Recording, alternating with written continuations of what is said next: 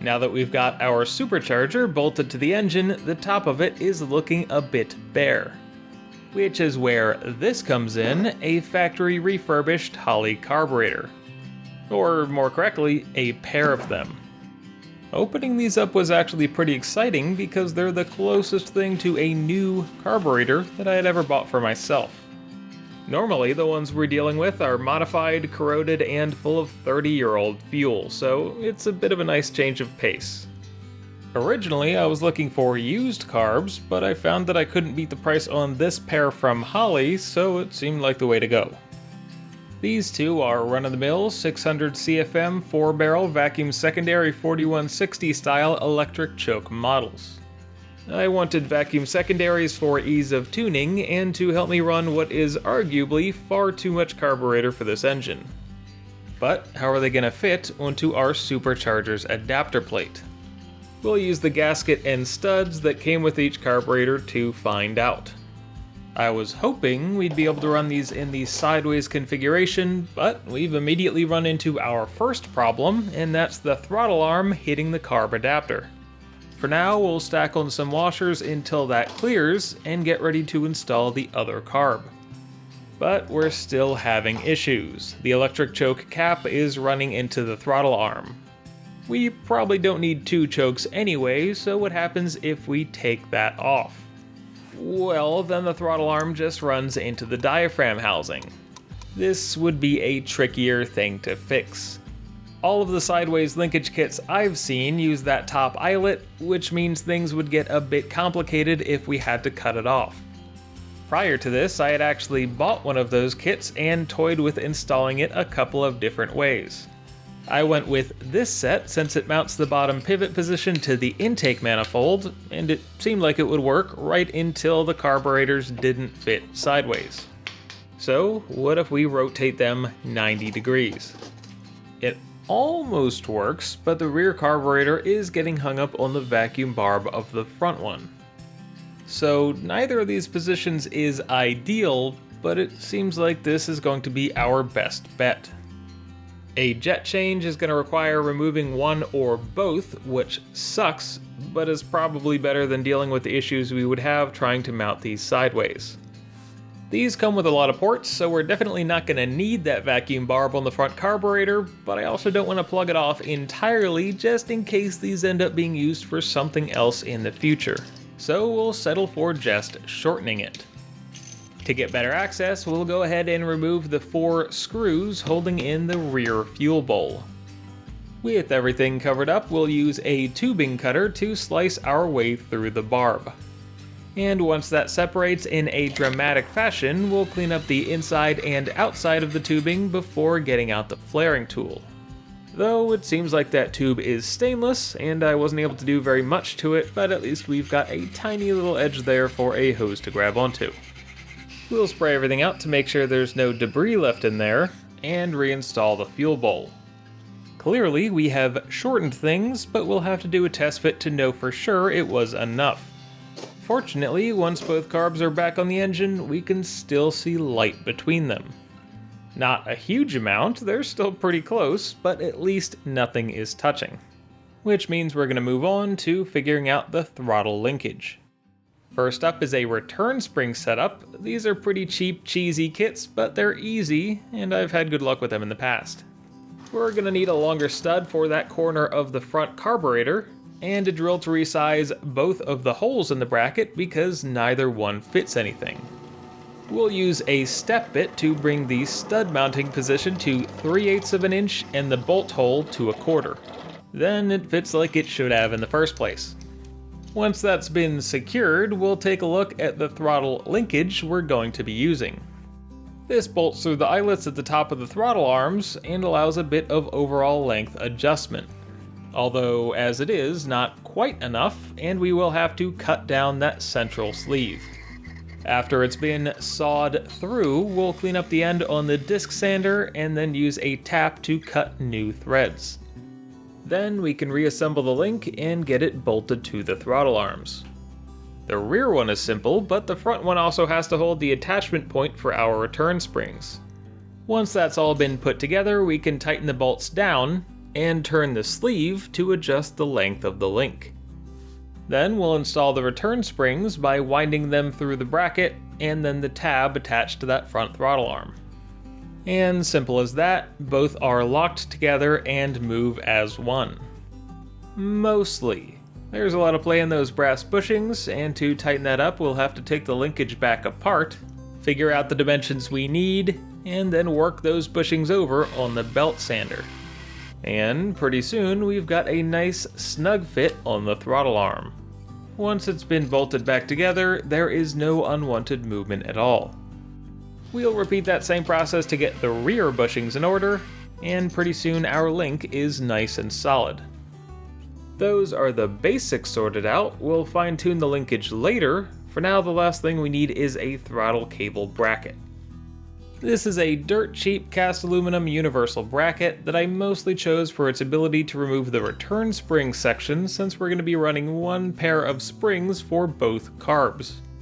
We'll swap the studs out for two more long ones and drop the bracket over top of them. With it snugged down, we can see how the throttle cable is supposed to be mounted. And now that it looks good, it's time to take it all back apart. This is still very much the test fitting phase, and it's not the last time we're going to have to do that. Back over at the bench, the carburetors are ready to receive some more attention, firstly with a pair of new vacuum diaphragm lids.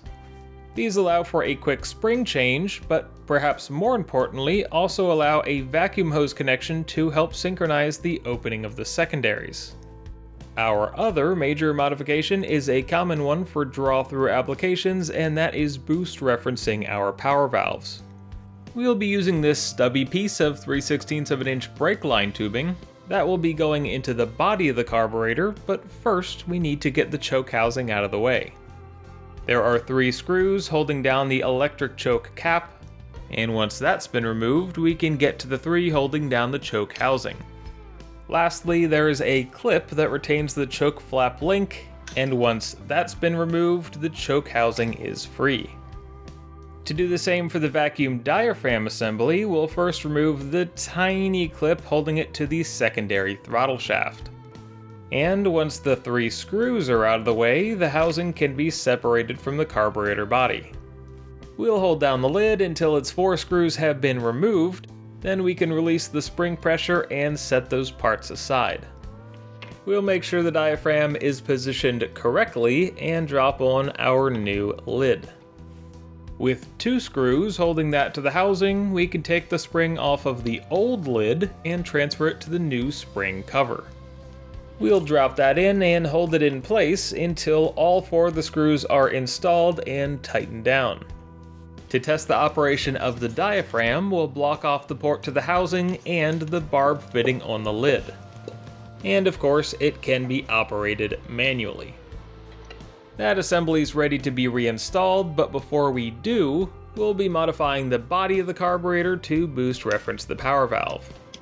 Once we have the 4 primary bowl screws loosened, we'll remove the bottom 2 and pry the top a bit to loosen it up before removing the remaining bolts and the bowl. Ideally, it would be a bit more graceful. Next to come off is the metering block, and once we can convince it to, let's take a second to talk about why we're changing how the power valve works. This is a 6.5, so when it sees less than 6.5 inches of mercury, it opens to provide additional fuel to the engine. The trouble is, on the inlet side of the supercharger, the pressure might never drop that low. So we need the power valve to see the pressure in the intake manifold, which requires an external connection. These particular modern carburetor bodies have a very handy boss right at this side that we will be drilling through to add a hose barb. Trying to do this without fully disassembling the carburetor is not recommended, but I feel like with enough tape and careful cleaning, we can get it to work. With all the nearby passages covered up, we will center punch that boss and begin drilling. We'll start off with an 1/8 of an inch drill bit, and once that has broken all the way through, we'll size that up to 3/16 of an inch. We'll do our best to deburr both sides of the passage, and after vacuuming up the leftover filings, we can take a closer look. It seems the bit just barely broke into the idle transfer slot port, but it shouldn't really matter since our tubing is going to cover that up and we mostly just have to make sure we don't get any epoxy in there. Next, we'll take off the rest of the tape and blow through every passage, forward, backward, sideways, every which way to clear out any debris that might have ended up in there. Now we're finally at the point where we get to shape our steel tubing. With that roughed out, we will trim it down, and you can see the general idea here, but it's going to need a bit more fine-tuning. To get the line as close to the carburetor body as possible, we'll take a 1/4 inch bit and drill down about 1/4 inch to allow some space for the radius of the bend. We need to make sure the tubing clears all of the choke components, the barb and idle mixture screw on the metering block, and the carb mounting stud. All of that seems just about perfect, so it's time to break out the JB Weld. We'll be coating the outside of the line to make sure it really gets locked in place and doesn't leave us with any vacuum leaks. With that fully installed and carefully positioned, there's one last job for the JB Weld. We've got to block off the passage that used to bring the vacuum signal up to the power valve. We'll glob some of that on there, press it down into the passage, and make sure we haven't blocked off anything we weren't intending to. Then, after 24 hours of cure time, we will start reassembly. First up is the balance tube, which we will press back into this secondary fuel bowl. Then we'll get the metering block and primary bowl back into place. And after they've all been snugged down, we'll torque the fuel bowl screws to 30 inch-pounds. Next to go back on is the vacuum diaphragm assembly. We'll get that into position and then hold it there by tightening down the 3 mounting screws. Then, with the link back over the throttle shaft, we can reinstall that tiny retaining clip. Next, we'll get the choke housing loosely held in place with its 3 mounting screws, reinstall the clip for the choke flap link, and then tighten the housing all the way down. Then we have the gasket followed by the choke cap itself. With that spring where it needs to be, we can reinstall the retainer and the 3 hold-down screws. We'll make sure everything is working as it should, set that a few notches rich, and tighten down the screws for now. Finally, we'll hook back up the ground wire, and the carburetor is all back together. With all of those changes made, it should be ready to go on the engine. Or it will be once its mate undergoes the same operation. Since these will be a matched pair, the other carburetor will be modified in exactly the same way. The vacuum diaphragm lid will be swapped out. The metering block will be removed to allow us to drill through the carburetor body, which will get thoroughly cleaned before a bent-up 3/16 inch line is installed. Once the factory port has been blocked off, we will wait 24 hours and then reassemble everything. It really wasn't a ton of work to modify these carburetors, but it was a bit intimidating since they were effectively new. And with both of them set up, it's time to do more test fitting back at the engine. We've got a lot of hookups to make, and I can't wait to overcomplicate them, starting with the vacuum diaphragms. Sure, we could just run a hose front to back, but because this will be sticking out of the hood, a hard line would be pretty neat. These vacuum diaphragm lids have an integrated clamp intended for use with a manual choke setup. We don't have one of those, and they just so happen to fit a piece of 3/16 inch tubing perfectly, so we'll use those to hold a hard line. We're using a scrap piece of Nycop tubing because it's what I had, and it's really easy to work with. The color does stand out a little bit, but what you gonna do? We'll give a little bit of a flare to the ends of the hard line to make sure that they can hold onto a hose. So far, we've been able to slide the tube into that hold-down clip, but after a few more bends, that's no longer possible, and we'll have to see if... Okay, I guess that shouldn't be too surprising. That was probably never gonna work, and when we tighten the clamp down, it does still hold the line in place, so whatever.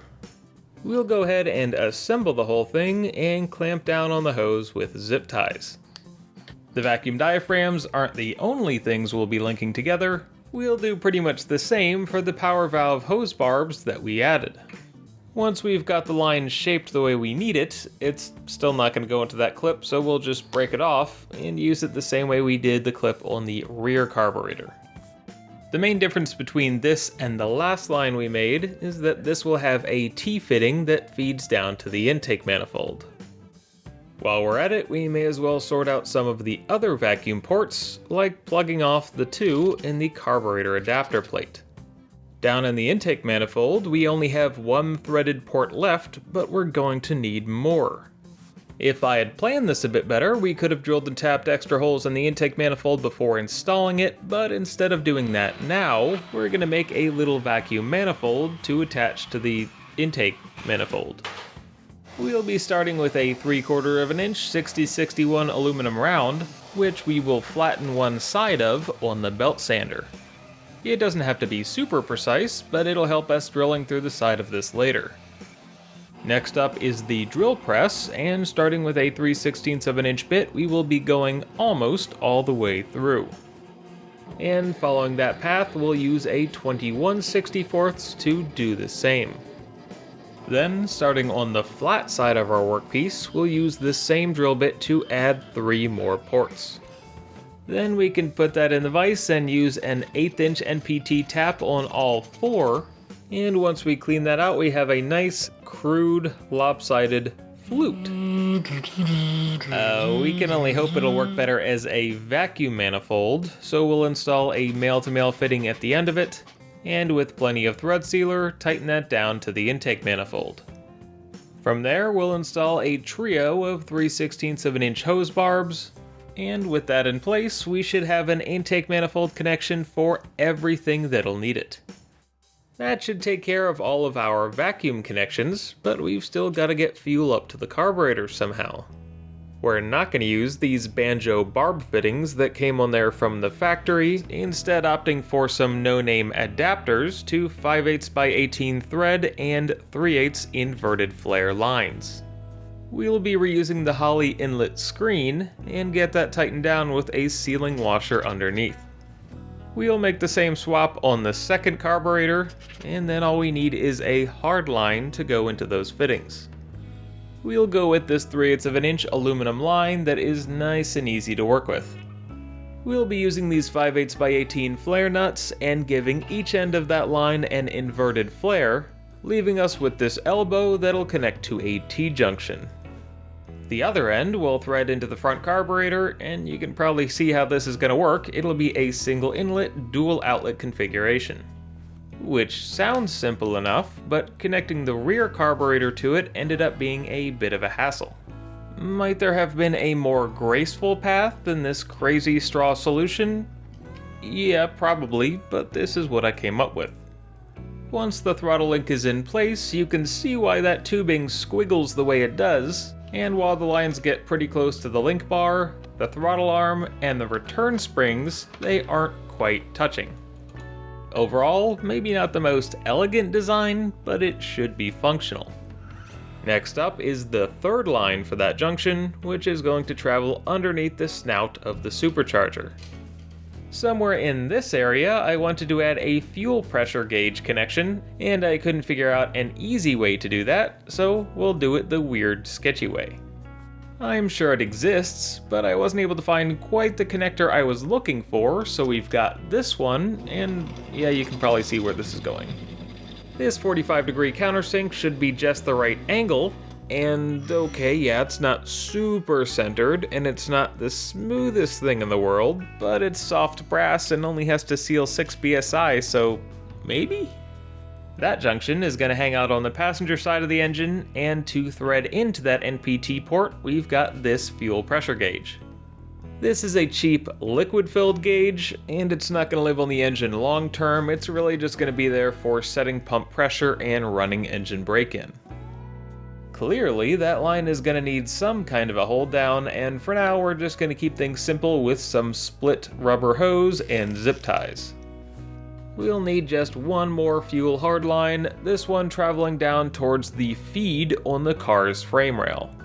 We'll definitely need a real mount for that, which we'll be making out of this piece of 3/16 of an inch thick aluminum strap. We'll start with 2 pilot holes that will enlarge to 15-30 seconds, use the saw to do some trimming and carving, and give that a final pair of drilled and tapped 10 by 32 holes. There is our finished bracket, which we will attach to the block using anti-seized 7/16 of an inch bolts. Now that we know where it needs to be, we can go ahead and make our final piece of fuel line. One side of it will need to be a hose barb, which we can once again make by using the double flaring tool incorrectly. And once that's been formed, the line is ready to be installed. The top end will get tightened into the junction, and the bottom will get a bend so that it should point right at the factory fuel line. All that's left to do is use a pair of these insulated clamps to hold the hard line down to our bracket. That's all the fuel line sorted out, but we're still not quite done. If we want to keep the oil inside of the supercharger, we're going to want some kind of a breather. We'll be using the 1/4" NPT fill port and this fitting, in conjunction with a 7/16 by 24 flare nut, to add a 1/4" hard line to the gear case.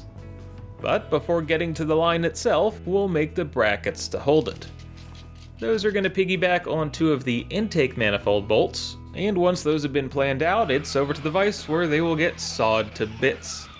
That leaves us with 2 tabs that we'll take over to the drill press. After being piloted, the mounting bolt holes will get opened up to 25/64, and then we'll break out the torch to help us get these brackets bent into shape. Finally, we'll drill the hole for the line clamp, followed by 4 others. Those will eventually be used to hold the wiring harness. We'll get those tabs in place on the intake manifold and torque the bolts back down to 30 foot-pounds. With those installed, we're finally ready to bend up a line for the supercharger breather. That 1/4" aluminum line will get secured to the intake tabs with another pair of insulated clamps before being cut at the rear of the engine and barbed for a rubber hose. And that's the engine side of the breather sorted out. With the carburetors and all of the tubing on this engine, it certainly looks busy, but it is all coming together and nearing completion.